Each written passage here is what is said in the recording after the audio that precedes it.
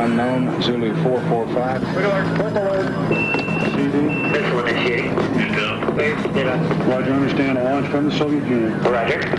Roger, understand side report valid, enter valid, and stand by for sync NORAD assessment. Good, enter the valid. Sir, the valid is in the system. General, at this time, we have indications of a launch from the Soviet Union. The site report is valid. NORAD Bob. NORAD Bob. Surveillance. Copy. Sir, we have another unknown in the system.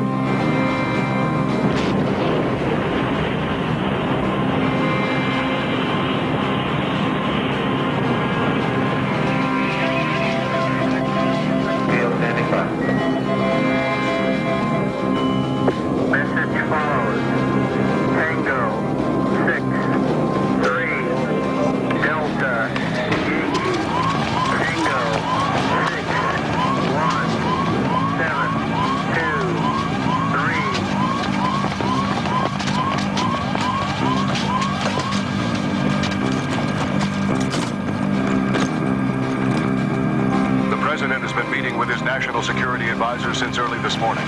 There's still no word yet on what, if any, retaliatory action might be taken against the Soviet Union.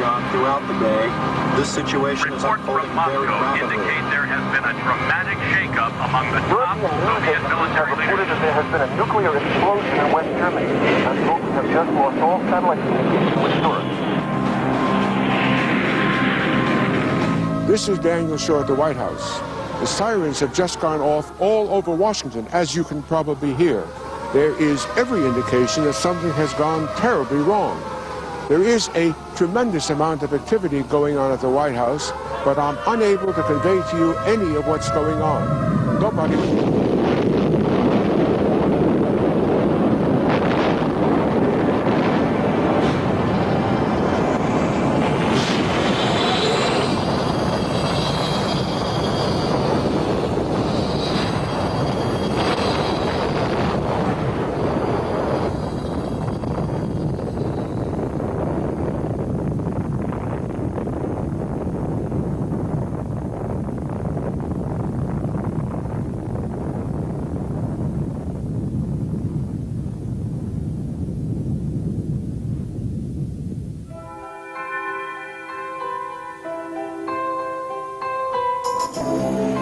West Berlin, 1989. A half-city of over 2 million people and an outpost of the West situated 100 miles behind the Iron Curtain. It is surrounded by the communist state of East Germany and sealed off from its neighbors by the infamous Berlin Wall. Here, in the heart of a divided Europe, will unfold the events that ignite the Third World War. Behind the facade of its status as a military superpower, the Soviet Empire faces a deep political and economic crisis. Within the Kremlin, a fierce debate rages between those who dream of turning back the clock and those like Mikhail Gorbachev who are responding to the winds of change. We're talking about massive-scale reforms, not details. If we don't plug into the people, if we don't listen to them, we'll never solve this country's problems. If we don't reform our political system, perestroika won't work. We can't solve our problems with old solutions.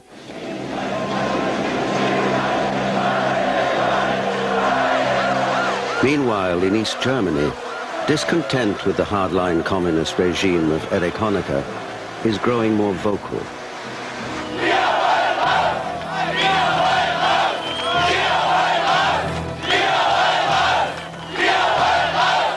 The East German secret police, the Stasi, are unleashed on the demonstrators.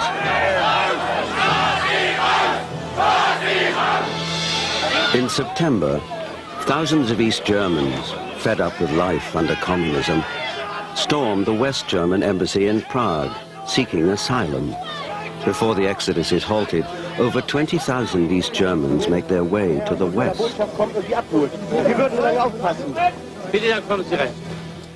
Ich will gar nicht bestreiten, dass wir damals ernste gesellschaftliche Probleme hatten. Nur als wir gerade dabei waren, Lösungen zu erarbeiten, da kam der Genosse Gorbatschow daher, zum 40. Jahrestag der DDR. Der Zeitpunkt war natürlich denkbar ungünstig. Es war doch ganz offensichtlich, dass er vor allem diese Unruhen angeheizt hat. Seine Anwesenheit macht alles nur noch schlimmer.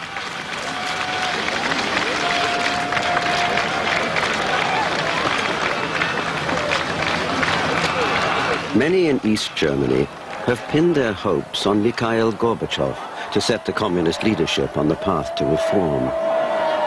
The Soviet Party leader is seen as their last and only hope.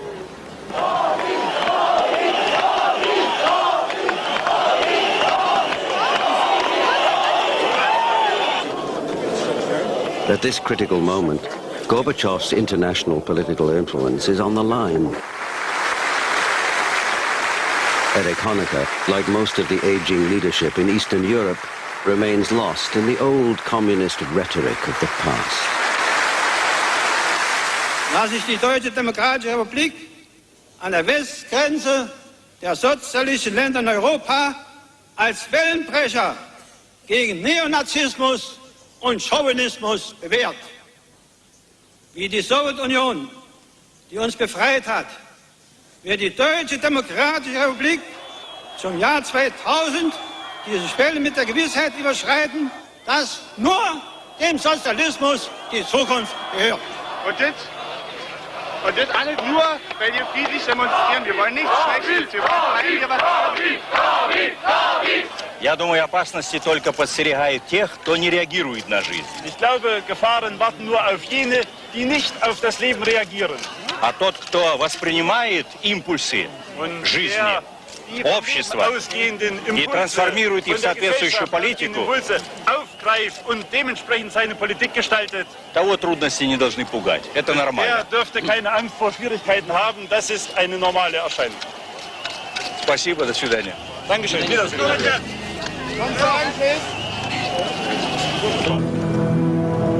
These images of Gorbachev's departure from East Berlin are the last the world will ever see of him. His ultimate personal fate is not known.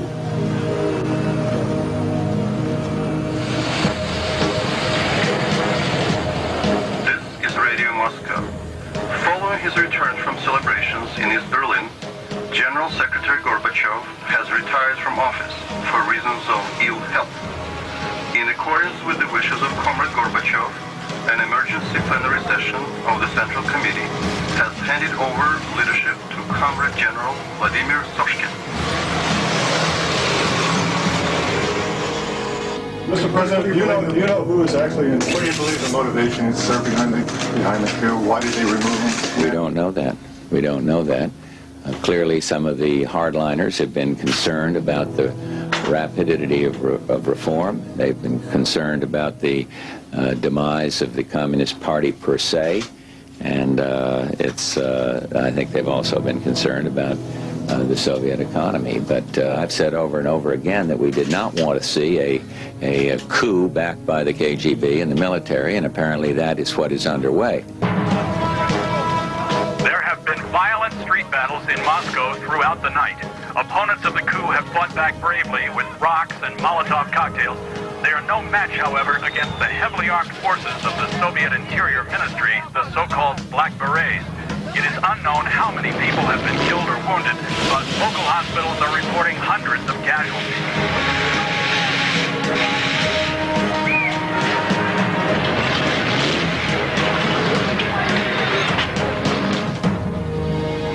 By dawn, the Soviet army has seized control of the city.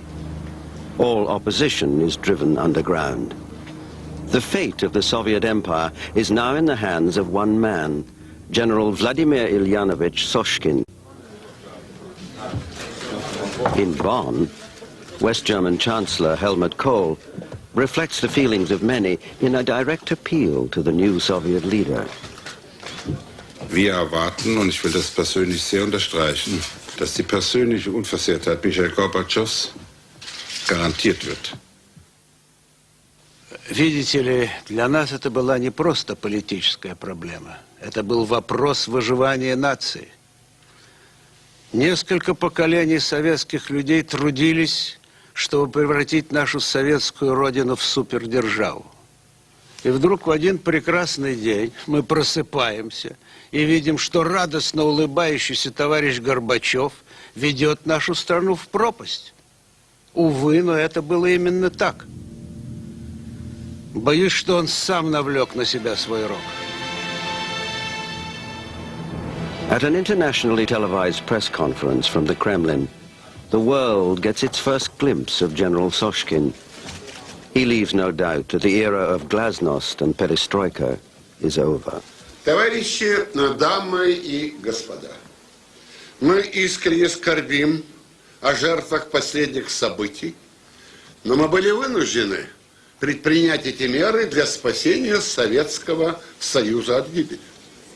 Стоящий перед нами кризис является результатом безответственных действий ревизионистов и предателей, проникших в самые верха нашего партийного и государственного аппарата. Мы призываем братские социалистические страны, члены Варшавского договора, немедленно принять меры, необходимые для возвращения к миру и спокойствию. Это все. I'm afraid now we have the hardliners in charge, and that's bad news for the Soviet people. As I said, it's bad news for our relationship, and I think it's pretty bad news for all the world. Our relationship with the Soviet Union is fundamentally changed. I think you're going to see that in the movement in Congress toward most favored nation status and trading with the Soviet Union. That's dead. Well, the word that we had been getting from the CIA about General Soshkin was disturbing, to say the very least. He represented what we call the old guard. Now, you see, these were guys who had been spending their whole life in building up the Soviet state. So they were in no mood for Big Macs and MTV, let alone an opening in the Iron Curtain. So then, these are the facts about General Soshkin as we knew them at the time and as I reported to the President in my briefing. Legend has it that he was among the group of soldiers that raised the Soviet flag over the Reichstag in Berlin at the end of the Second World War. Well, at least that's the story he liked to tell. At any rate, we do know that he stayed on with the Soviet occupation forces there. And he probably was involved in a very brutal crackdown of a workers' uprising in 1953. There are a lot of good people who had gone down in that. As far as we know, he never married, but there's very little known about his personal life.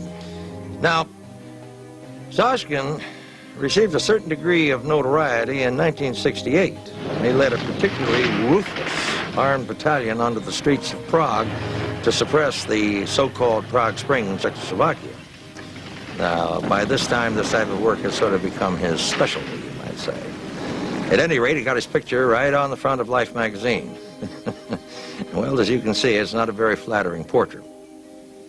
Sometime around, 1982, he was appointed to the Politburo and assigned to the Interior Ministry, where he seemed to have absorbed a lot of nutty ideas that were circulating around there, including one enormous bit of crap that there was some master plan that was being engineered by the British and the Americans to destroy the USSR. I mean, Jesus. My impression was, here is a guy with his finger right there on the nuclear button who was, well, shall we say, not exactly playing with a full deck. Well, the president was sitting there and just growing a little bit more agitated and more agitated as I was giving him his briefing. Well, I suppose nobody likes to hear bad news.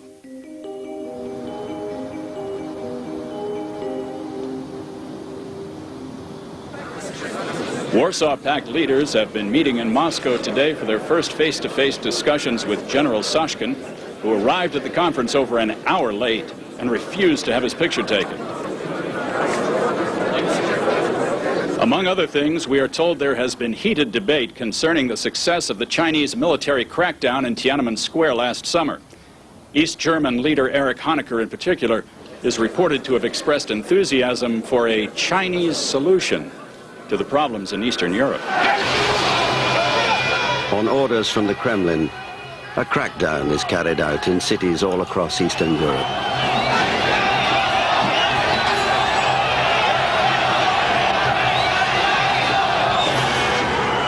The actions of the security forces, however, succeed only in provoking further confrontations.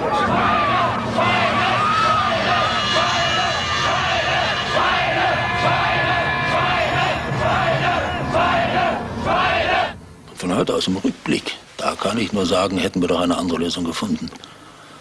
Aber den Sozialismus zu verteidigen war unser Auftrag. Wir waren ja schließlich vereidigt.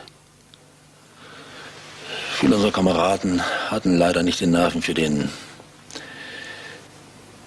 unappetitlichen Teil dieses Auftrages. Aber wenn der Westen nicht so viel Druck ausgeübt hätte, wären wir mit dem Problem schon selbst fertig geworden.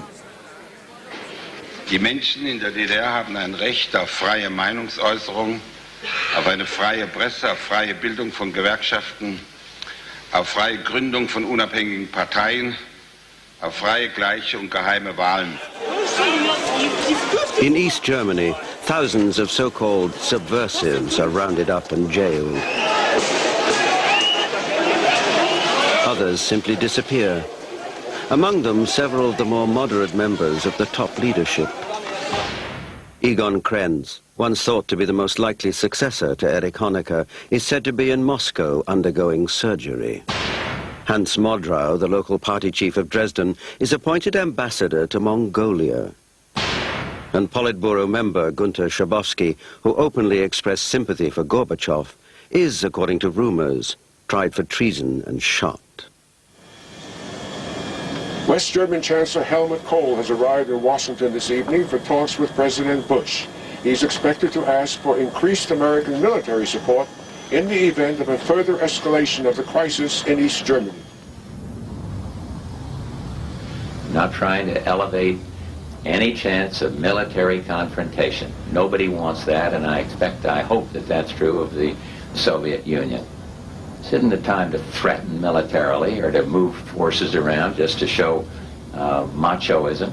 That's not what's called for here. What's called for is diplomacy. What's called for is commitment to principle, backing those people who are committed to reform. Now for the Chancellor, who's got one for Chancellor Kohl? Mr. Chancellor, what steps has your government taken to persuade General Sashkin not to intervene?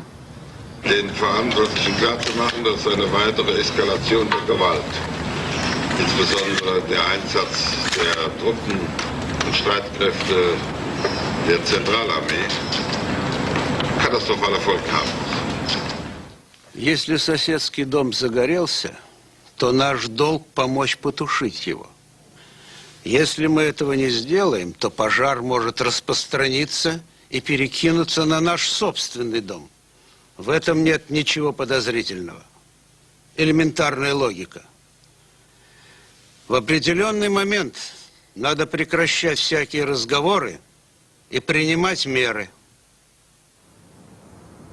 I was summoned to the White House at around 9 o'clock on November 14th.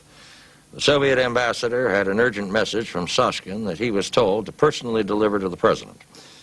He began by stating that the Soviet army was at that very moment moving to restore order in East Germany.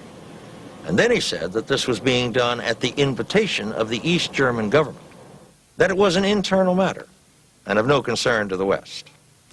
Grekov then added, and this is something that I will never forget, that the Soviet Union would guarantee our free access to West Berlin. Well, you see, the not-so-subtle implication of this was that our continued free access to West Berlin was now a courtesy of the Soviet Union, and no longer our God-given right. I remember Jim Baker leaning over to me and saying, "Martin, this is going to be one damn cold winter." The so-called Chinese solution is finally carried out.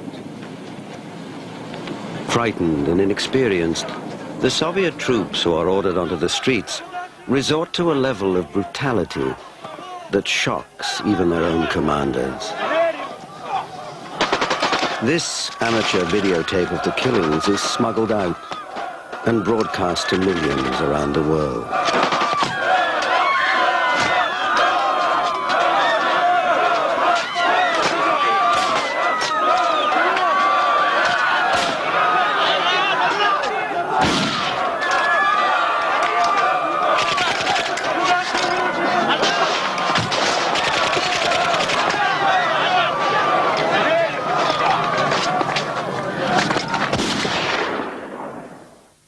Wir wussten alle, dass in den Seitenstraßen russische Soldaten standen, Gewehr bei Fuß.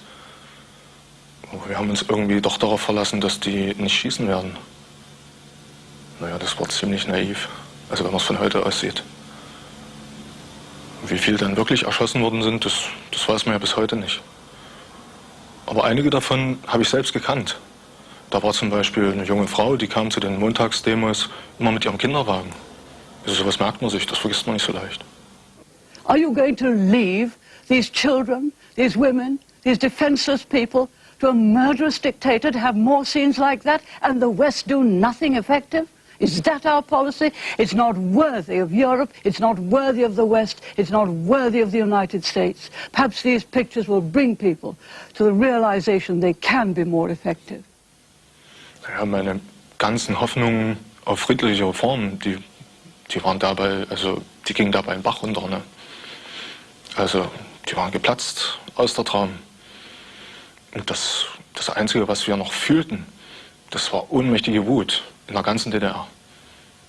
Hilflosigkeit.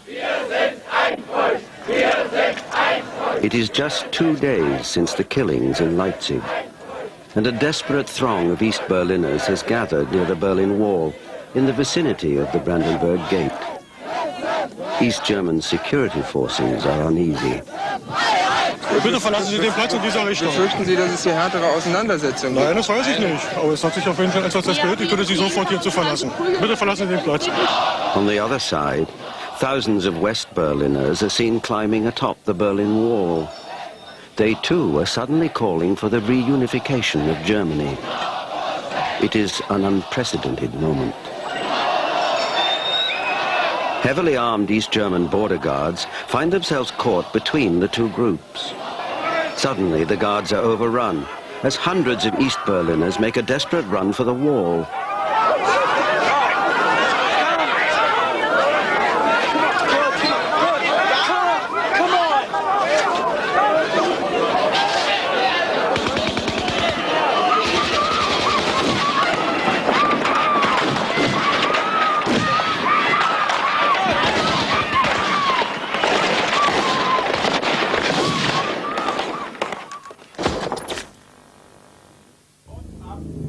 We've just received a report that at least 23 people have been killed tonight at the Berlin Wall by East German border guards firing into the west. The shootings occurred during a massive demonstration near the Brandenburg Gate involving people from both East and West Berlin. Among the dead is a West German cameraman, Matthias Hedeker, who was shot in the east filming the event.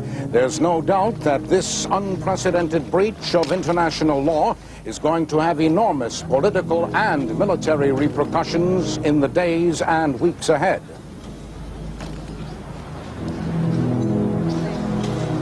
Die Lage ist polizeilich hier nicht einfach, denn wie Sie sehen, ist die Situation recht gespannt. Wir müssen jetzt auf jeden Fall alles tun, damit sowas wie letzte Nacht nicht nochmal passiert.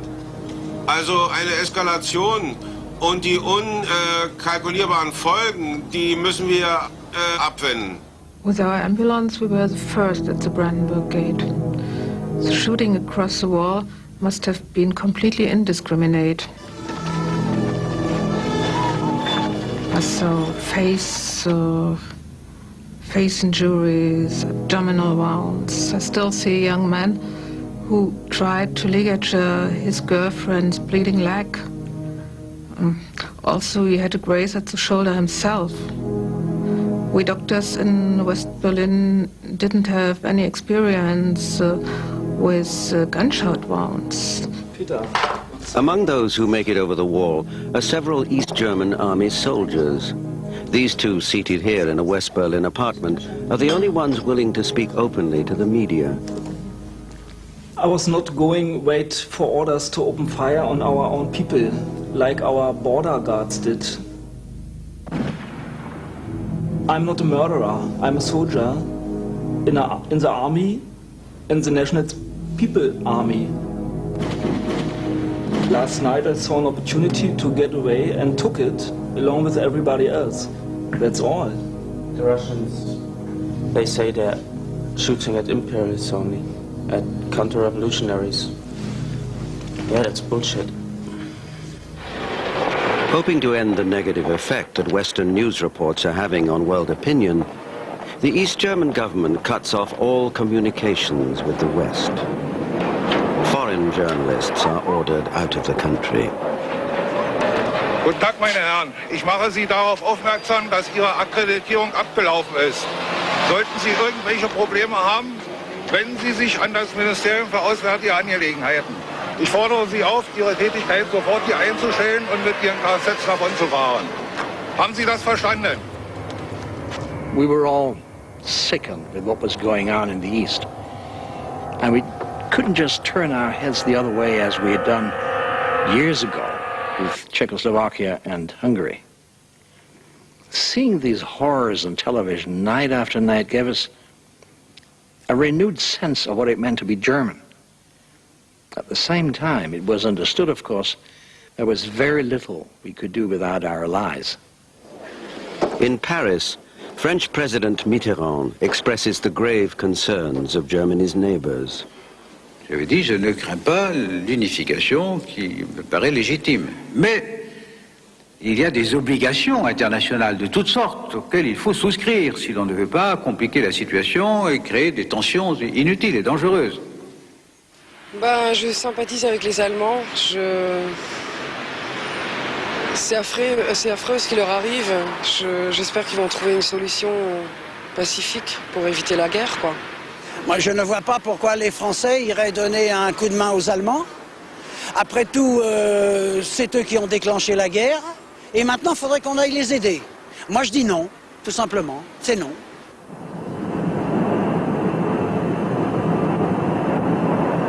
In response to threats from political extremists in West Berlin, vowing to avenge the killings in the East, the Western Allies agreed to beef up security. Over 2,000 Allied troops are airlifted from bases in West Germany to reinforce the 12,000-man Berlin Brigade.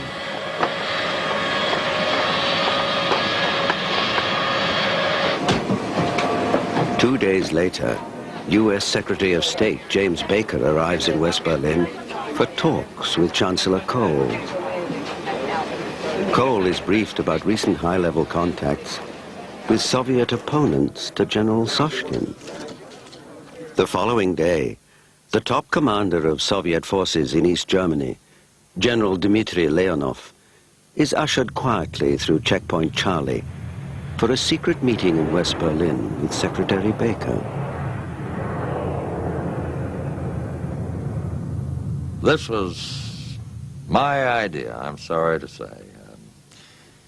We had been receiving intelligence reports that Leonov was not at all happy with the orders that he had been getting from Moscow concerning the crackdown. I thought inviting him over for a little chat might do us all some good. And it might have, too, if those crackpots hadn't decided to play Rambo. There has been a huge car bomb explosion in West Berlin tonight, just a few hundred yards from American military headquarters. Among the dead is the Soviet commander of military forces in East Germany, General Dmitry Leonov, who was here on a routine visit. The authorities here are telling us that an underground group of West German neo-Nazis has claimed responsibility for the assassination. This latest act of violence just adds to the feeling here that the Berlin crisis is rapidly spinning out of control. Wir fordern ein Ende der 40-jährigen sowjetischen Besatzung. Unser Kampf gilt der Einheit unseres Vaterlandes. Am 14. Dezember 1989 haben wir den Kommandeur der russischen Streitkräfte angegriffen. Wir werden weitere Aktionen durchführen, bis unsere Forderungen erfüllt sind. Wir sind ein Volk. Heil! Heil! After the bloody events in Germany, Moscow's new strongman, General Vladimir Soshkin, has granted his first interview since seizing power just 10 weeks ago. Earlier today, Soviet Foreign Minister Rubanov blamed the Western news media for fomenting the recent trouble in East Berlin.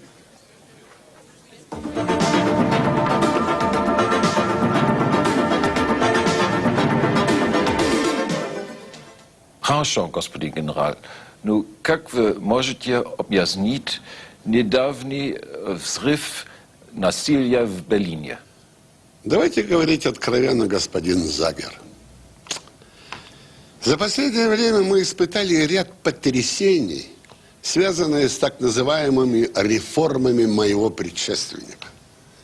Данные потрясения были использованы разведслужбой, прессой для дискредитации социализма.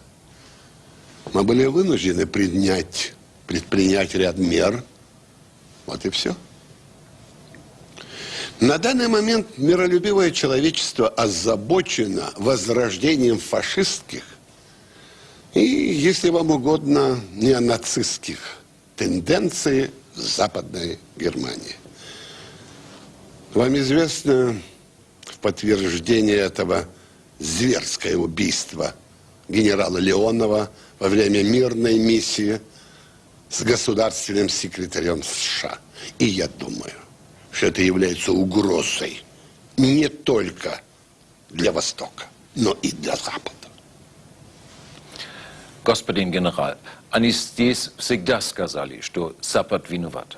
Вы действительно знаете, что Запад несет ответственность за беспорядки в Восточной Европе?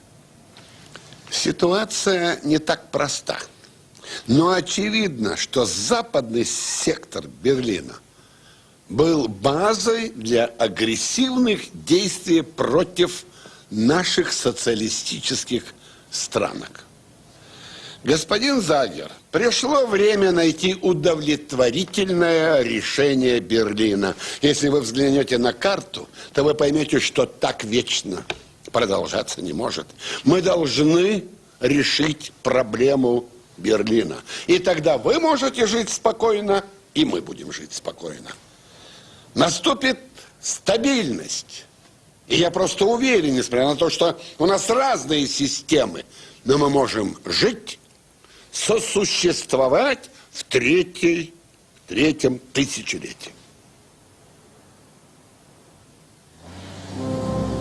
Within hours of Soshkin's televised threats to West Berlin, NATO's tactical nuclear missiles stationed in West Germany receive orders to go on operational alert. Some damn fool, I can't remember his name, he was an American colonel. He was perhaps a little overzealous in carrying out his duties. Now, of course, he was entirely within his authority to take this action. Now, this kind of alert status was actually not entirely unusual. It's the circumstances, you see, under which it was done, which made it rather unwise.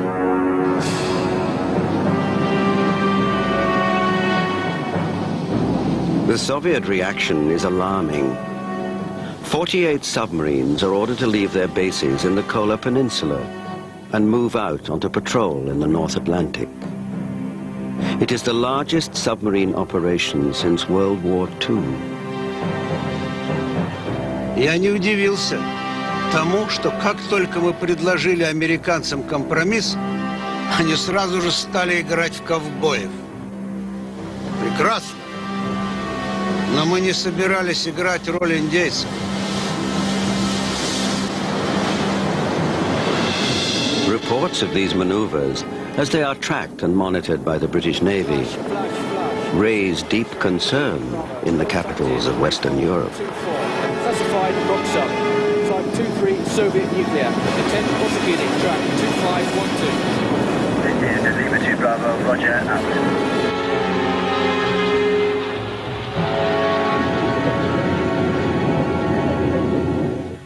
NATO heads of state gather for an emergency meeting.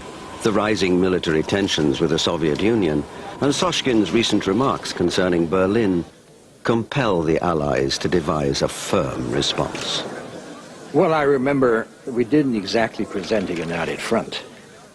As you know, the defense of West Berlin wasn't the role of NATO, and certainly not the role of the Bundeswehr. Only America, Britain, and France could take any action. The rest of the NATO alliance wanted no part in what they thought was a provocative threat to the Soviet Union. Good morning, ladies and gentlemen. It is once again a great honor for me to welcome heads of state and government to NATO headquarters. This, of course, is our first time in NATO's long history that two such meetings have been held within a single 12-month period. Let us just say that it wasn't our finest hour, in spite of the public statements about how united we all were. Ladies and gentlemen, the President of the United States. I would be glad to take some questions. Mr. President, do you believe that Soshkin may be preparing to take some form of military action against NATO territory? I can't predict what he's going to do, but I can tell you that we are continuing to implement our forces, and we are continuing to prepare for any eventuality. Sensing weakness among the Western allies, the Soviets keep up the pressure, sending a squadron of long-range bombers into U.S. airspace. It is a public show of force designed to rattle the nerves of the American public. U.S. fighter jets intercepted 4 Soviet bombers off Alaska earlier today. Photographs released this evening by the Pentagon give a hint, perhaps, of what the Soviets think of us these days.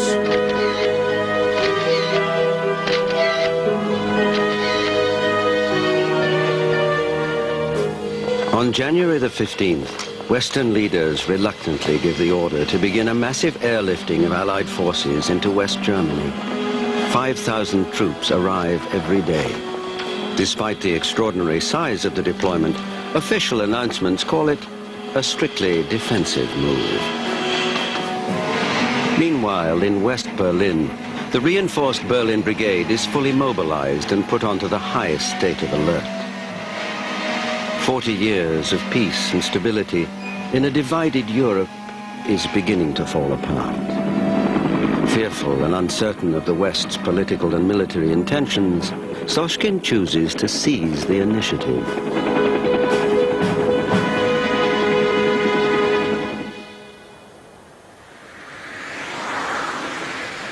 Генерал Сошкин созвал чрезвычайный комитет для обсуждения ответа на явную угрозу со стороны Запада. Нам были представлены несколько военных планов по защите Европы, которые разрабатывались нашими военными в течение последних 30 лет. Один из них сразу же приглянулся генералу Сошкину. Это был превентивный план по предотвращению проникновения НАТО в нашу сферу влияния. И назывался он «Операция Гром». Должен сказать, что я был несколько шокирован масштабами этой операции. Она мне даже показалась актом сумасшествия. Но в конце концов, разница между гениальностью и сумасшествием заключается в том, победили вы или нет. We're telling him what not to do, and that is don't use force. Do what you yourself say you want to do. Dialogue, discuss, do not use force, because we have an awful lot at stake in the U.S.-Soviet relationship. In the area around Berlin, 4 Soviet and East German tank divisions moved to seal off all access to the western sector of the city. Soshkin is gambling that he can now freely regain his grip on Eastern Europe, and perhaps even demand a favorable resolution to the division of Berlin. Within an hour, all 3 surface routes connecting the divided city to West Germany are closed. 2 million West German citizens are now blockaded behind the Iron Curtain, hostage to Soshkin's political demands.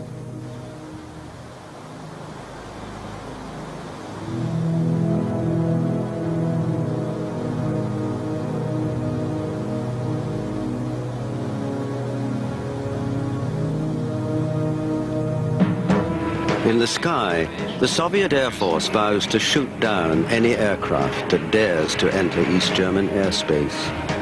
NATO can do little more than patrol the border and monitor the situation. We have multiple strange attacks. Vector 020, target 020, tracking south. Possible track bearing 124, 114 nautical miles.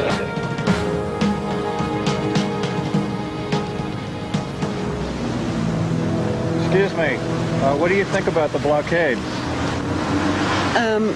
It's a very strange feeling because in a way everything still seems so normal. But I guess everybody hopes it will blow over in a few days.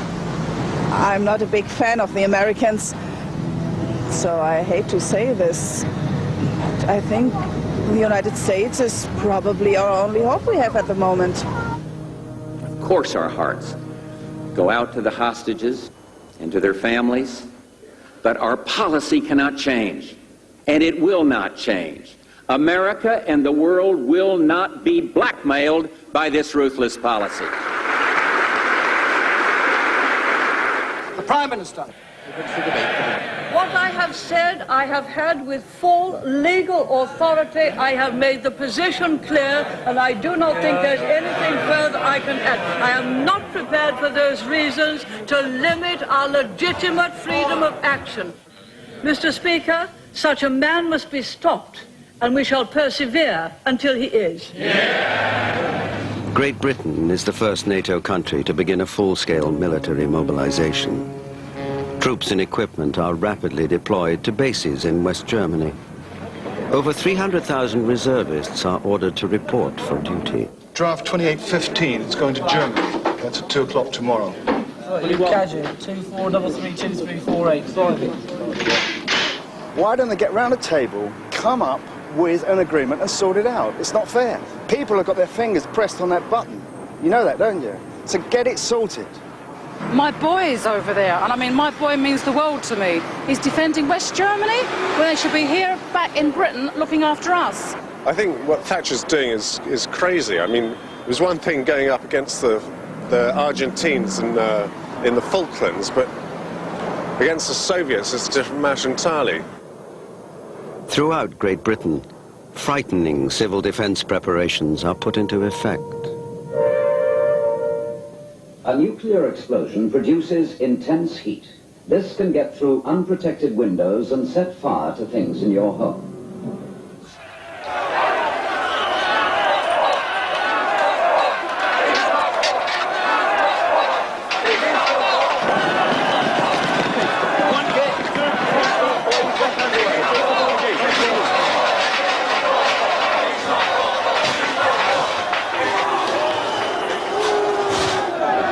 Across Western Europe, and most notably in West Germany, military bases are besieged by angry demonstrators demanding a peaceful settlement.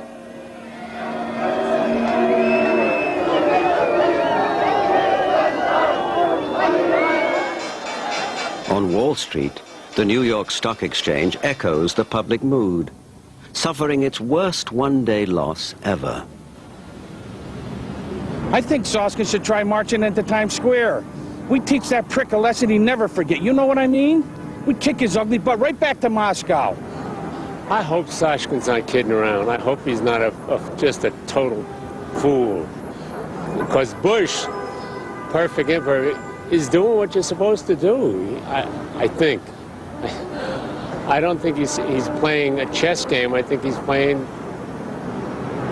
I don't know, the negotiation the hard way, you know? On the eastern seaboard of the United States, a convoy of over 100 ships stocked with military supplies for Europe is made ready to cross the Atlantic. Nearby, a huge naval escort assembles to provide security. Their purpose is to fully supply NATO's forces in Europe, which remain hopelessly outnumbered by the armies of the Warsaw Pact. As the American convoy moves out to sea, Soviet Foreign Minister Yuri Rubanov holds a dramatic televised press conference in the Kremlin. Советский Союз был вынужден принять следующие меры по обеспечению мира и безопасности в Европе.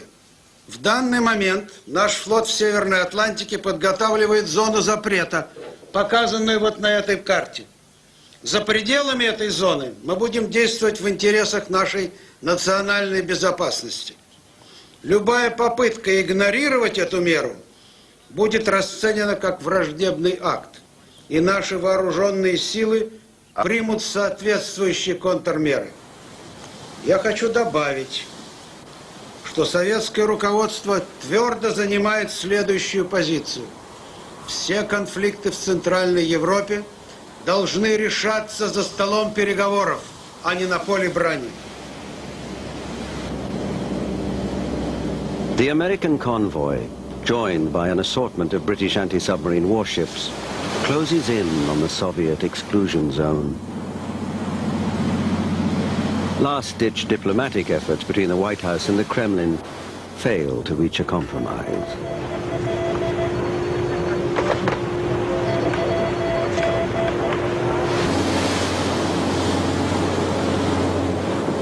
Out in the Atlantic, every hour brings the two sides closer to a direct military confrontation.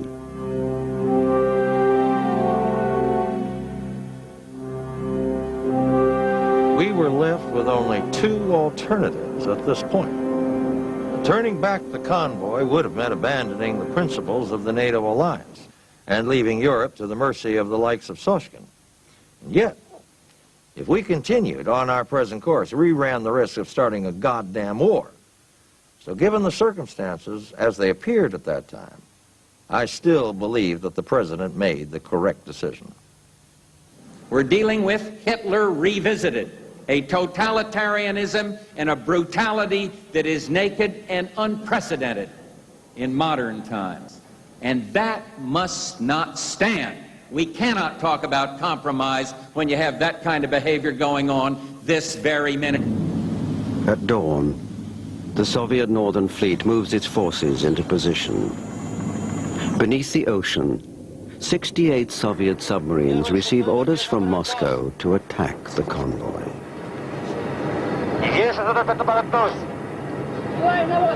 Акустик, доклад обстановку. Всплываем. Масло всплывать на оси. Бортовой средний вперед.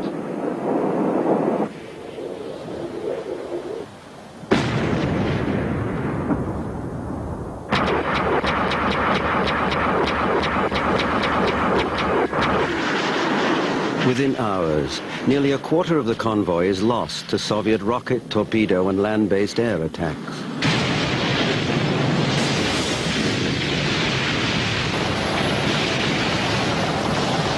Rescue teams struggle to save the survivors.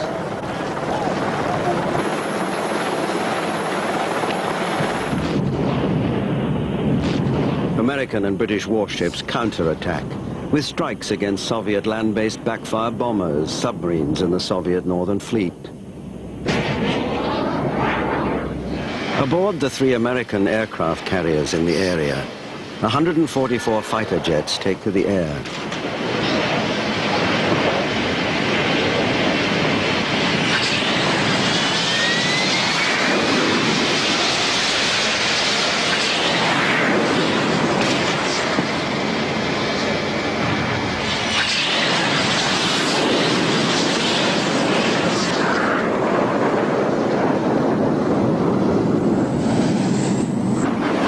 Soviet gunners, seamen, and fighter pilots struggle to defend themselves.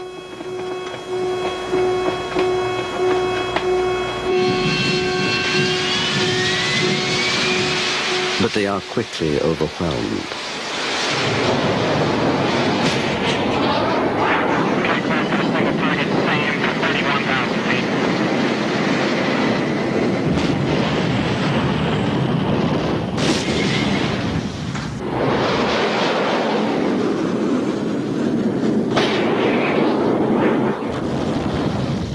As dusk falls, NATO has won the battle and the sea lanes remain open. But the Third World War has begun. We are are standing in front of the United Nations where a huge crowd of peace demonstrators has gathered. They are burning American flags and even an effigy of President Bush. As the Security Council meets inside an emergency session, the situation out here is absolute pandemonium.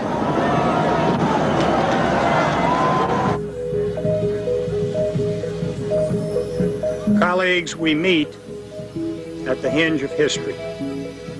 If he should win this struggle, then there will be no peace, only the prospect of more conflict and a far wider war. As I said earlier today, we must remember the lesson of the 1930s, and aggression must not be rewarded. And I give the floor to the distinguished Minister for Foreign Affairs of the Union of Soviet Socialist Republics. Господин председатель, господа члены Совета Безопасности, продолжающаяся мобилизация войск НАТО в Западной Германии является умышленной провокацией и представляет собой прямую угрозу миру и безопасности в Европе. Советский Союз не может оставаться в стороне и игнорировать эту угрозу, которая является опасной как для нас, так и для наших союзников по Варшавскому договору. В свете происшедшего за последние сутки становится очевидно, что мы не стремимся развязать еще одну мировую войну. Но если нам ее навяжут, то уклоняться от нее мы не собираемся. Должен напомнить уважаемому государственному секретарю Соединенных Штатов, что все, кто в прошлом на нас нападал, очень плохо кончили. Fellow members of the Council, we are at a crossroads. We continue to seek a diplomatic solution. You can choose peace by respecting the will of the international community. But if you fail to do so, you will risk all. The choice is yours. This meeting is adjourned.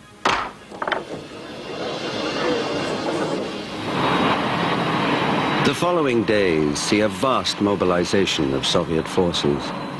Special airborne units and military supplies are flown round the clock to East Germany, adding to the 400,000 Soviet troops already stationed there.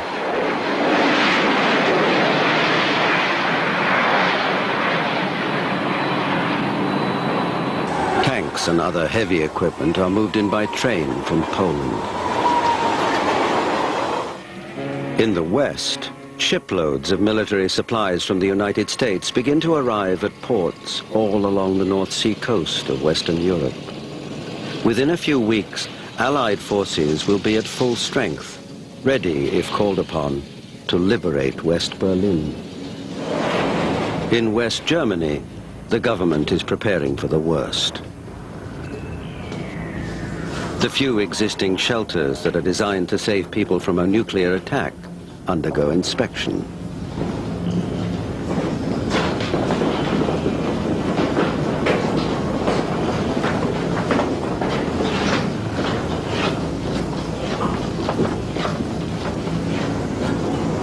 Ja, die momentane Lage ist so, dass wir den Bunker fast einsatzbereit haben, dass der Diesel vorgewärmt wird, die Lüftungsanlage, man hört das schon, sie läuft schon.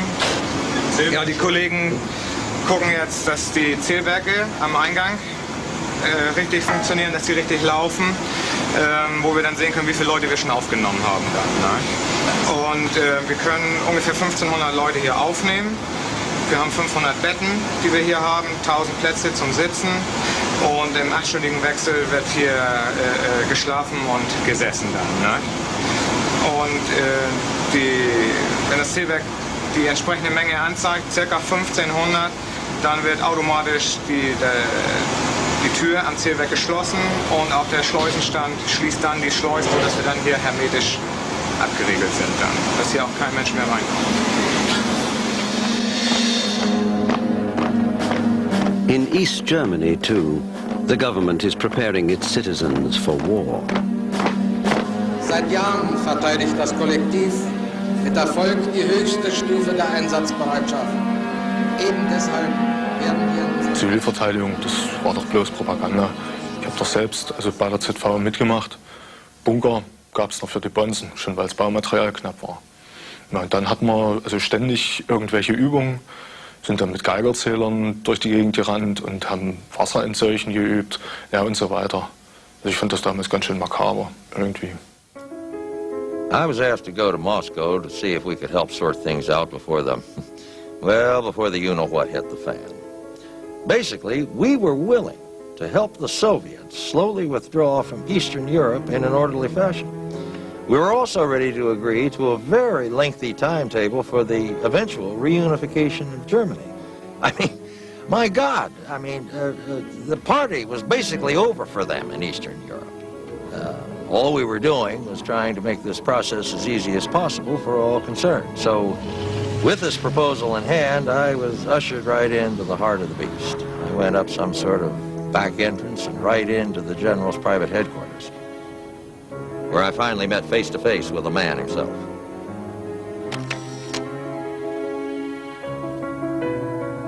Я лично видел все это представление. Джейкобс напоминал мне скорее шустрого американского продавца, а не дипломата. Он прекрасно понимал, что его товар нас совсем не интересует. На такое открыто империалистическое, на такое высокомерное предложение со стороны американцев генерал Сошкин мог ответить только одним словом – «нет». That's about all I remember him saying during the whole meeting. Нет. Нет. Just like in the movies. It was hopeless. With the crisis in Europe deepening, the West German parliament earlier today officially declared a state of emergency. Military command has been transferred to Chancellor Helmut Kohl. According to emergency laws set up under the West German Federal Constitution, far-reaching authority will be given to the police and the military for the maintenance of public order and security. In the coming days, private vehicles will be restricted from main roads and autobahns. All civilian air traffic, both in and out of West Germany, has been suspended as of 6 o'clock this evening. Now at last the government woke up.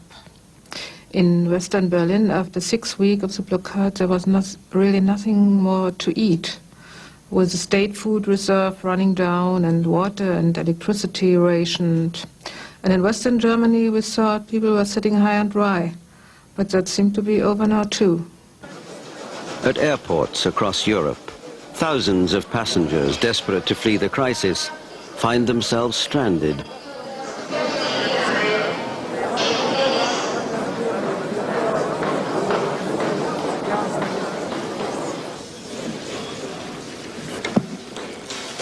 Frau Präsidentin, meine sehr verehrten Damen und Herren!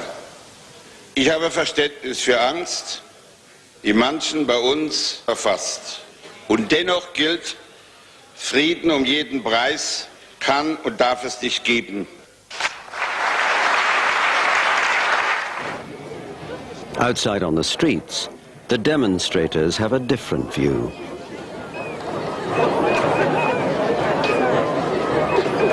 In all our war plans, we'd always been a little anxious, to say the least, at the prospect of a battle between two German armies, a war brother against brother. But you must remember that to most of our young men, East Germany was as foreign as Poland or Russia. However, we suffered quite a large number of young men refusing their call to service. Kompanie, vor dem Gebäude antreten! Kompanie, in Linie, antreten! Gefreiter Bade meldet sich wie befohlen. Gefreiter Heck meldet sich wie befohlen. Gefreiter Schommers meldet sich wie befohlen. NATO forces are fully mobilized.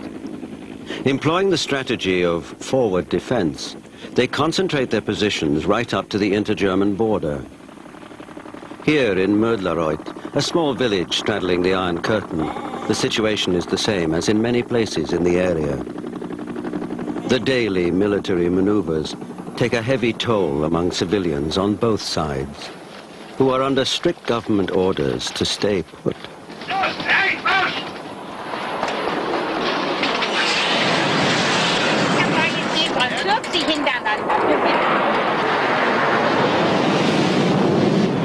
As they watch thousands of battle-ready Allied troops move up to the front, the Kremlin knows that time is running out.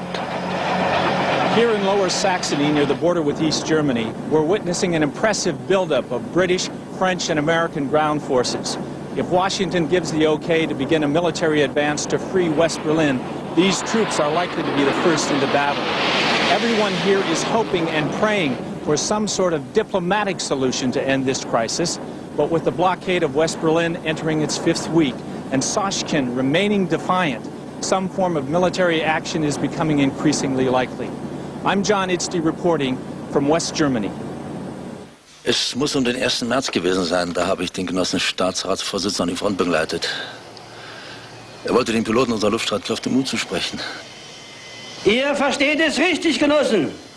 Für uns kommt es darauf an, den Frieden zu sichern und den Krieg zu bekämpfen, jederzeit bereit und fähig zu sein, jedem Aggressor eine vernichtende Abfuhr zu erteilen.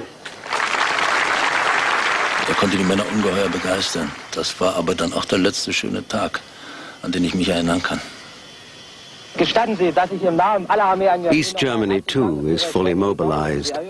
The blockade of West Berlin has failed to divide the Western Allies, whose armed forces now appear ready to strike. Honecker, meanwhile, nervously awaits orders from Moscow.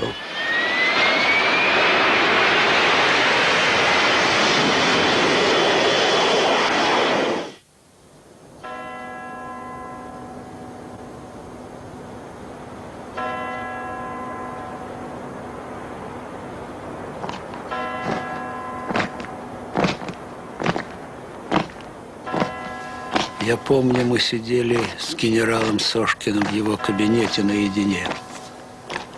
Он посмотрел на меня и сказал: «Гроза поднимается». Потом он подошел к окну и долго стоял и смотрел на улицу. Я понимал, что он имеет в виду. Операция «Гром» вступала в заключительную стадию. С этого момента генерал Сошкин переехал в наш штаб за городом. И практически я его больше не видел до самого конца.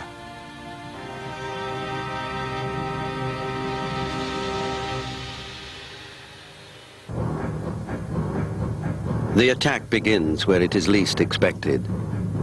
A daylight naval assault along the Baltic coast of West Germany, backed up by heavy Soviet bombing.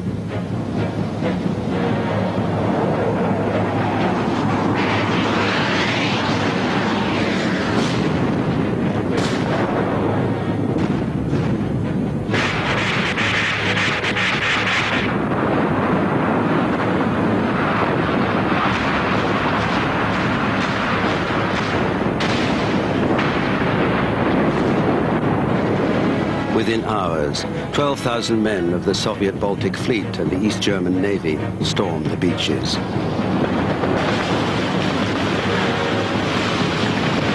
Heavy equipment is moved ashore.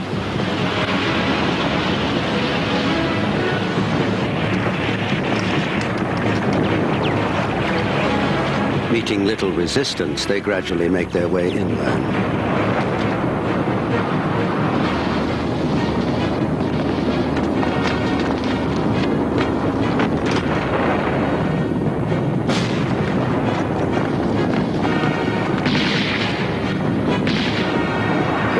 NATO throws much of its available forces north to hold the line.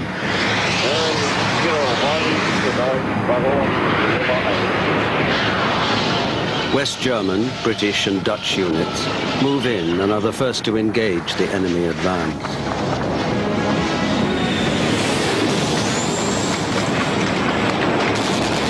Backing them up is the newly arrived 40,000-man 3rd U.S. Corps, moving up rapidly from ports along the North Sea. What are they going to find on the other side of that hill? I don't know, but we're prepared for what's over there on the other side of that hill. Do you think they've got more than we've got there? It's hard to say. You never know while you reach the crest of it, and then you scope it out whether you need more reinforcements or not. If we do, we got them behind us. This ain't like Vietnam. It's a hell of a lot bigger than Vietnam.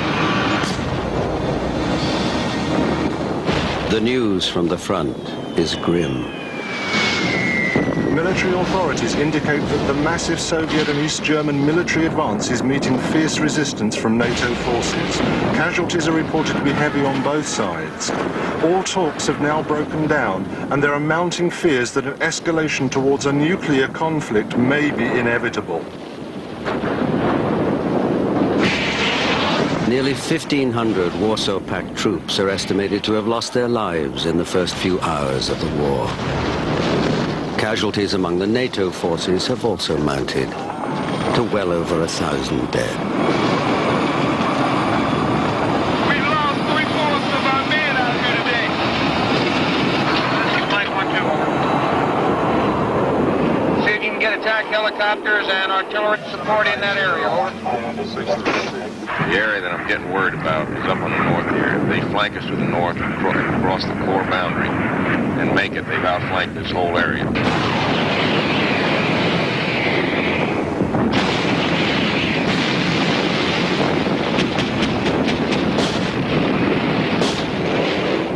The naval assault along the Baltic coast turns out to be a diversion to the main enemy thrust.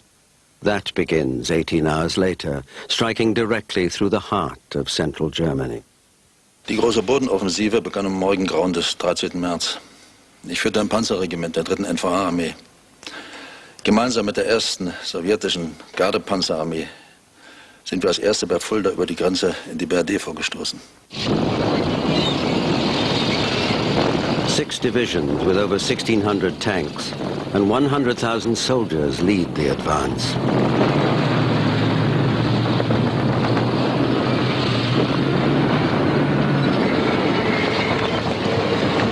Unser Auftrag war es, mit einem blitzartigen Stoß nach Westen bis zum Rhein zu kommen.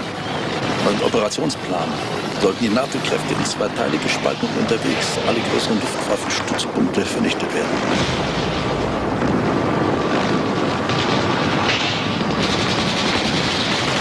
Danach, so die Zielstellung, sollte unsere politische Führung Friedensverhandlungen anbieten. Nach sowjetischen Schätzungen, nach denen unsere Planung aufgestellt war, war die Operation in etwa 10 Tagen abzuschließen.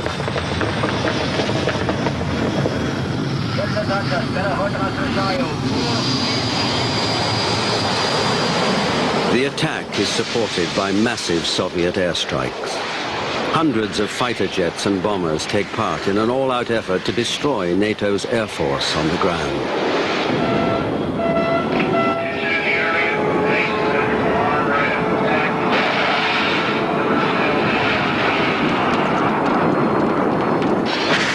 Despite years of preparation, the suddenness and magnitude of the Soviet attack overwhelms NATO defenses.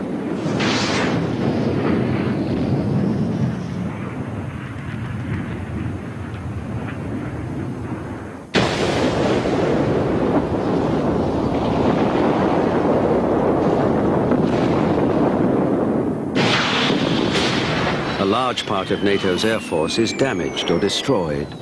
Runways are rendered inoperable.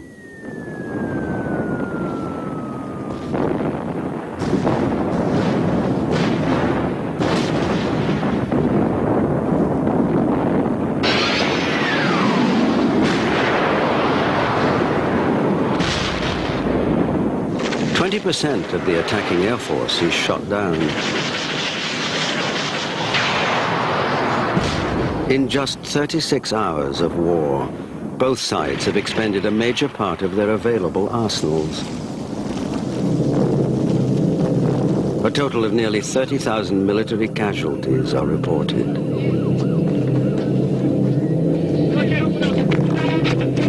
MASH units are unable to care for all the wounded. Those who are still able to be moved are transported away from the front lines.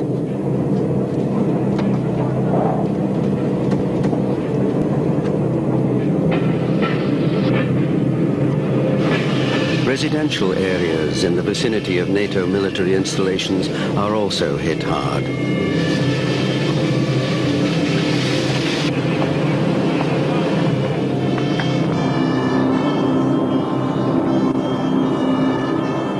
These people, they are safe in their government bunker. I think they should come around and have a look here what's going on.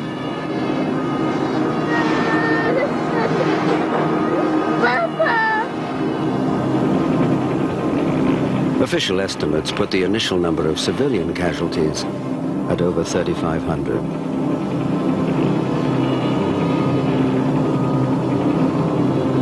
West German air defenses do their best to warn of the air raids.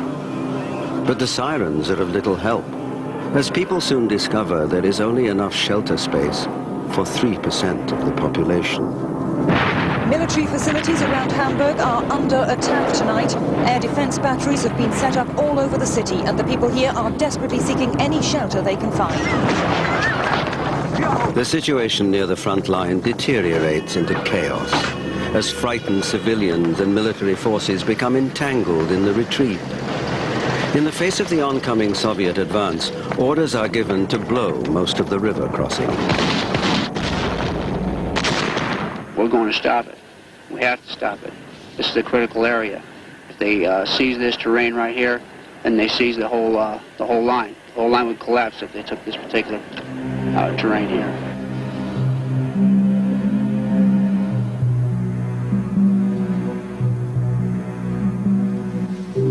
As the Soviets continue their advance, any hope of liberating West Berlin begins to fade.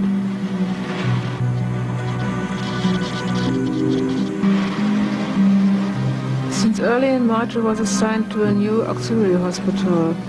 People were getting more and more hysterical each day. Soon the Russians will arrive, and then the atom bombs will come. That was a general feeling. Giving out tranquilizers was about all I could do. Throughout West Germany comes the beginnings of social breakdown. 20 million automobiles jam the roads as people violate the emergency laws in an attempt to flee. We have unconfirmed reports that Soviet and East German ground forces have advanced to within just 10 miles of the city. In a public statement released earlier today, the British commander of the Northern Army Group, General Sir George Winthrop, vowed to repel the attack at any cost. When asked if that meant he was prepared to use nuclear weapons, he offered no comment. In the forward areas, town after town is reduced to rubble. I was preparing myself for the worst, I must say. Now, every scenario we had run on this kind of situation always came out the same way. At a certain point, we would be forced to use nuclear weapons or surrender our country to the enemy. This was the unavoidable strategy for our defense. And now I came to the conclusion that we would soon have no other alternative. Our plans for starting such an attack called for approximately 35 nuclear devices in the first salvo. Half of this explosive power was targeted on German soil, I might add. However, our conventional forces were granted another 24 hours before these plans were to become operational. 24 hours to turn the tide of the war. Striking north through the mountains of Czechoslovakia, Allied jets, including several American stealth fighters, attack and destroy the Soviet command and control headquarters at Legnica in southern Poland.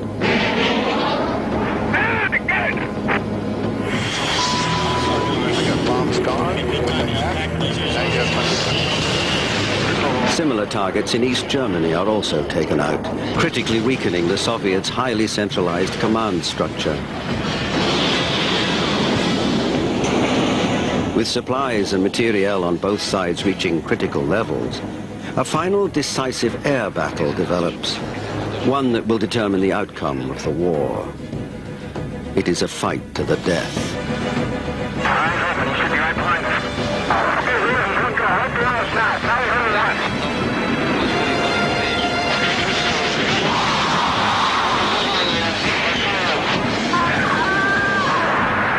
We've got a short, tower 1, box 1. Put it back to your canoe, he's right above you now, right above you. Okay, come on, I'm going to put him on the side of my scope to avoid the box 1, going left. Okay, Ted, I'm eating my food already, let's back out there. Say again, Hero. The rest is dead. Quick down! Get back on the levee now, run close and... Chase!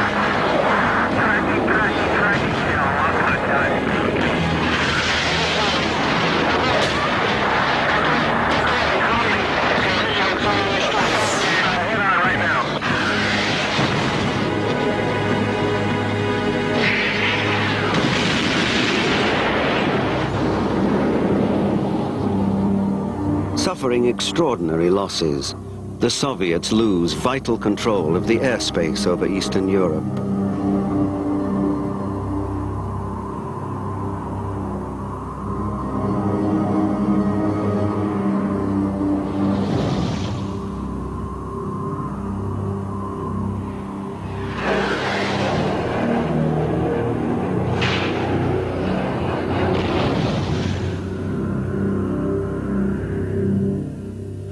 Am schlimmsten war, dass wir durch den Angriff auf Legnica unsere Luftunterstützung und unsere Kommunikationseinrichtungen verloren hatten.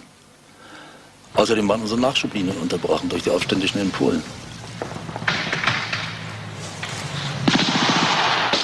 The advance quickly grinds to a halt.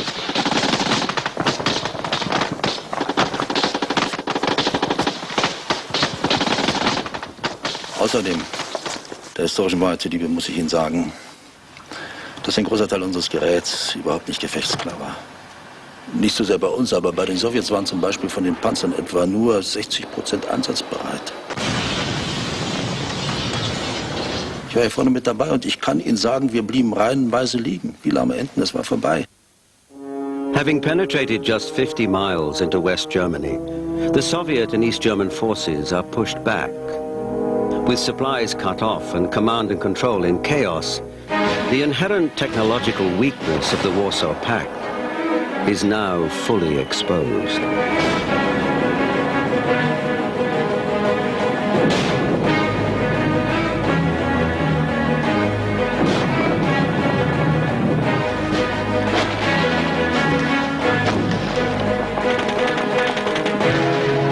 With total air superiority, NATO bombers, ground forces and helicopter gunships operate with impunity against the highly vulnerable Soviet tanks.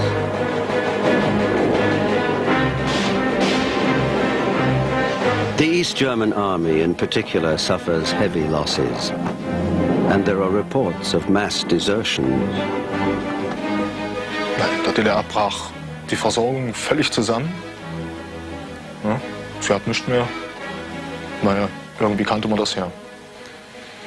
Und die Produktion, die wurde von einem Tag auf den anderen völlig umgestellt. Und wir haben dann nur noch für die Armee gearbeitet.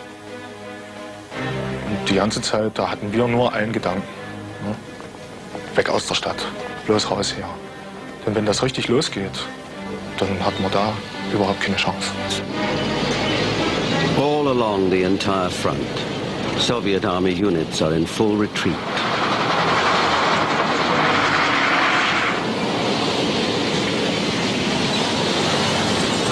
The East Germans are now left to fend for themselves.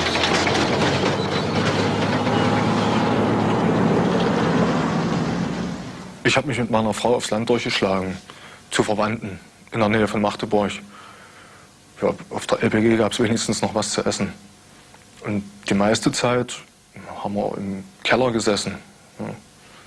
Und dann, als wir die ersten amerikanischen Panzer gehört haben, also die Kanonenschüsse, da habe ich sie angeguckt und sie hat mich angeguckt und wir haben halt gedacht, jetzt haben wir es hinter uns. Ja, dann kam es richtig dicke. Ganz schön. On March 25, 1990, the main NATO advance crosses the River Elbe and moves deeper into East Germany in a headlong rush towards Berlin. East Germany was disintegrating before our very eyes. You had armed gunmen running around who seemed to be launching a violent overthrow of whatever was left of the central government. Now, in the midst of all this, we completed the Berlin operation, while the Soviets were retreating back to the Polish border. It was absolute chaos.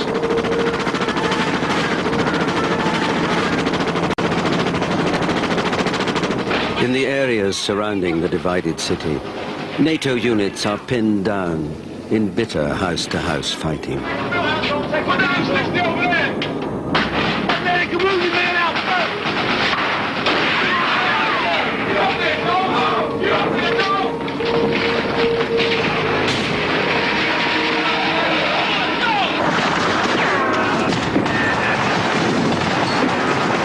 In less than 24 hours since crossing the Elbe, NATO forces enter the outskirts of Berlin. As I said earlier, we do not have confirmation of all of these reports. It's a very fast-moving situation, and things are still in a certain degree of flux, but it would appear that events are at least for now moving in a positive direction, and we continue to hope that this will end in a clear and positive result. West Berlin is liberated.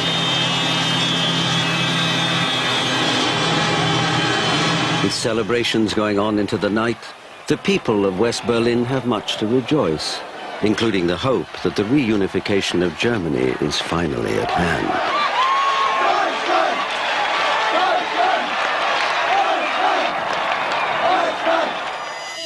Ja, die letzten Tage waren schlimm.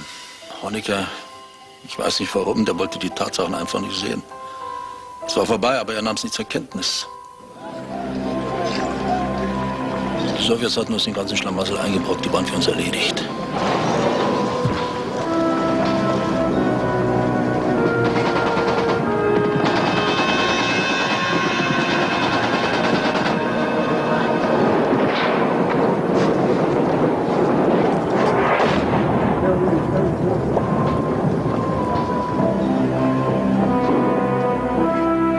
Even in the heart of the Soviet Union, opposition to Soshkin's regime has now taken to the streets.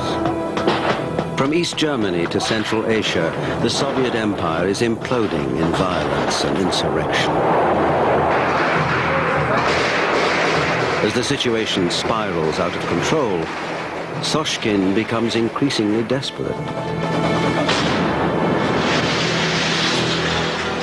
There was a consensus of opinion among most of our allies to get the hell out of there as soon as possible. After all, with the liberation of West Berlin, our military objectives had been achieved. Only the West Germans were calling upon us to push all the way to the Polish border to complete the reunification of Germany, to finish the job as they saw it.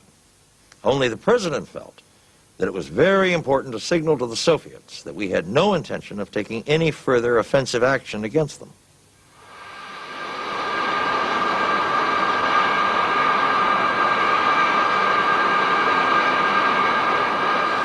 Сошкин, по-видимому, был убежден, что американцы либо дойдут до самой Москвы, либо воспользуются ситуацией и нанесут по нам первый ядерный удар. Ну, теперь вы можете думать все, что угодно, но в конце концов даже параноики имеют реальных врагов. Hoping to terrorize his enemies, Soshkin decides to utilize Russia's nuclear arsenal in a show of force.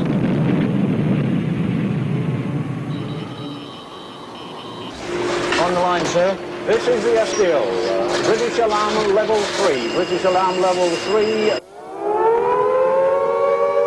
The single target of this Soviet weapon is tracked at 170 miles off the east coast of Great Britain, out over the North Sea.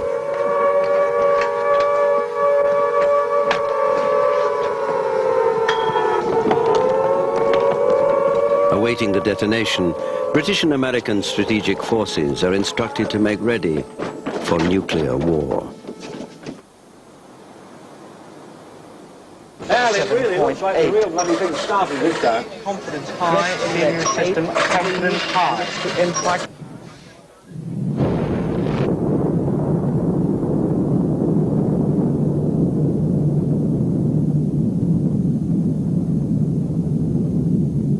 Soshkin has shown the world his willingness to use nuclear weapons. Nobody knows how far he may go.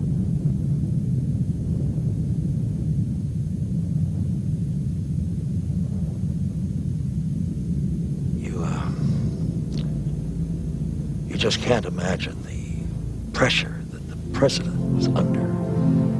There was no time for negotiation or consultation. There was no time to consider all of the information that we were receiving concerning the activities of the Soviet strategic rocket forces. We had a hair-trigger reaction built into the system.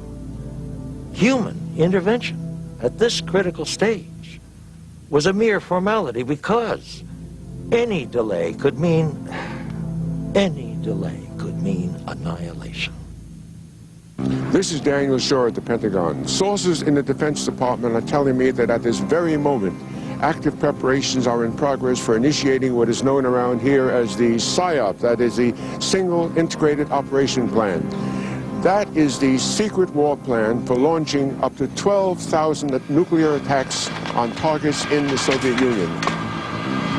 With news that America's nuclear command has taken to the air, awaiting orders from the president, American television reports have now become the Soviets' most trusted source of military intelligence. Я до сих пор убежден, если бы тогда Сошкин не запаниковал, это был бы конец. Но видите ли, дело в том, что мы начали получать тревожную военную информацию о том, что американцы первыми готовятся нанести по нам ядерный удар. К тому же компьютеры наших ПВО были на высоте и начали выдавать неверную информацию. Ни люди, ни техника не были готовы к таким напряжениям.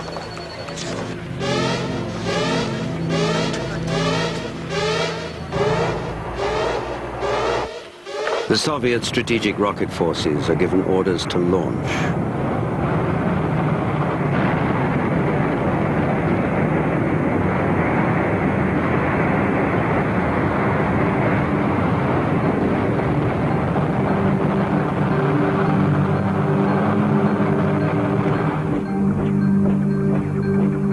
Primitive as it may sound, it just really came down to kill or be killed.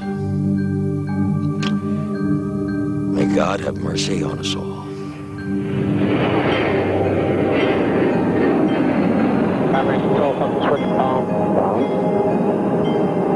It's about 6-11. In accordance with the Single Integrated Operation Plan, the Western powers see no alternative but to react in kind. Doors open to 30 TG. Can we up to 30 TG? Doors open. Roger. Standing by release. You coming up my countdown? 6-0 now? No, 6-0. My countdown is counting 5, 4, 3, 2, 1. This is the captain. Best condition 1 is 2. Man battle stations missile. Man battle stations missile. 1. No, 1. Away. Tango, Echo, Romeo, Mike, India, Alpha, Tango, Echo, Romeo, Mike, India. The two superpowers have a combined total of over 25,000 nuclear weapons at their disposal.